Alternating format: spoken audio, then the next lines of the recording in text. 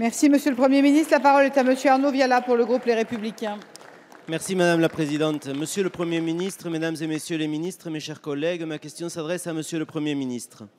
Les chiffres du chômage de septembre cette semaine, Monsieur le Premier ministre, vous lavent le cerveau et vous font oublier que des millions de Français sont et restent des chômeurs de longue durée. Vous n'êtes pas dans la même galaxie que les Français. Vous annoncez la sortie de crise, la reprise de la croissance, alors que notre tissu économique tout entier crie son inquiétude. Vous n'êtes pas dans la même galaxie que les entrepreneurs de France. Vous parlez de réduction des déficits publics, de baisse de la fiscalité, et les élus locaux, atterrés, doivent assumer les charges que vous délestez sur eux. Vous n'êtes pas dans la même galaxie que les élus de France. Vous voulez que la France accueille des migrants, et partout, des Français, comme chez moi un matin, se réveillent ahuris en découvrant qu'un individu condamné à mort par la justice de notre pays est hébergé dans un hôtel à 2 pas de chez eux. Vous n'êtes pas dans la même galaxie que nos compatriotes. Aux agriculteurs de France qui crient leur désespoir, vous donnez comme seule solution la télétransmission de leurs actes administratifs. Dimanche dernier, pour la 2e fois en un an, j'ai dû faire face au suicide d'une exploitante agricole de ma commune. Vous n'êtes pas dans la même galaxie que les agriculteurs de France. D'après vous, je cite, « Le pouvoir d'achat des Français n'a jamais autant augmenté. Venez donc tenir ces propos aux retraités et aux jeunes ménages d'actifs de France.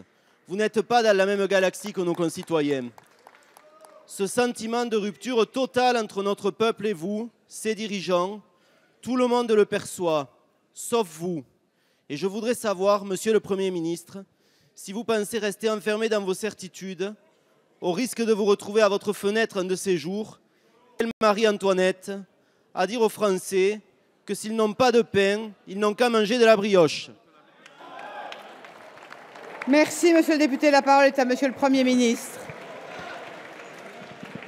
Madame la Présidente, Monsieur le député, je ne sais pas si nous sommes dans la même galaxie, à vous écouter, j'en doute, mais en tout cas, je sais que nous sommes dans le même pays, la France.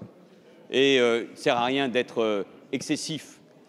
Les ruptures, les fractures territoriales et sociales, les attentes, les exigences, les peurs de nos compatriotes, de nos concitoyens, malheureusement, nous les connaissons. Et elles ne sont pas nouvelles, elles viennent depuis longtemps. Il ne sert à rien d'ailleurs de les commenter seulement et de jouer avec, et par ailleurs de tout mélanger. Parce que c'est précisément, Monsieur le député, pardon de vous le dire ainsi, c'est l'amalgame, c'est le mélange des problèmes économiques, sociaux, du chômage, de ce que peuvent ressentir les agriculteurs, les ouvriers, de ce que peut ressentir une partie de notre jeunesse avec des problèmes liés à la sécurité ou à la lutte contre le terrorisme ou à l'accueil des réfugiés. Par cet amalgame, c'est vous-même d'ailleurs, Monsieur le député, qui aggravez ces fractures et les fractures entre les responsables publics et le peuple.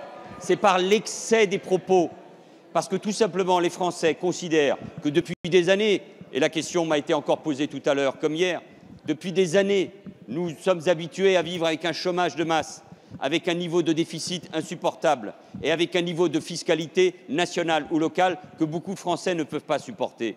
Et l'action de mon gouvernement, et je le dis modestement, c'est de s'attaquer précisément aux niveaux de déficit qui sont trop élevés. Ils baissent, à l'endettement du pays qui n'est pas supportable pour les années qui viennent. Nous nous y attaquons. Au chômage, chacun peut regarder les chiffres comme ils sont. Et nous le faisons avec Myriam El Khomri dans la durée. Mais moi, je me réjouis, d'ailleurs, l'un d'entre vous, M. Mariton, l'a fait hier, quand le chômage baisse, c'est une bonne chose, en tout cas pour ceux qui retrouvent un emploi, plutôt que d'en faire un sujet de polémique. Nous attaquons aux inégalités territoriales, urbaines et rurales. Nous attaquons aux inégalités dans l'école, qui n'a jamais été votre priorité. Alors moi aussi, Monsieur le député, je pourrais parfaitement vous renvoyer les responsabilités qui sont les vôtres. Mais parce que précisément, je pense que l'état du pays, la crise économique, sociale et morale que nous vivons depuis des années nécessite de la hauteur de vue, de l'engagement et du rassemblement. Je ne vous répondrai pas ainsi et je vous demanderai tout simplement de revenir dans la bonne galaxie. Merci, Monsieur le Premier ministre.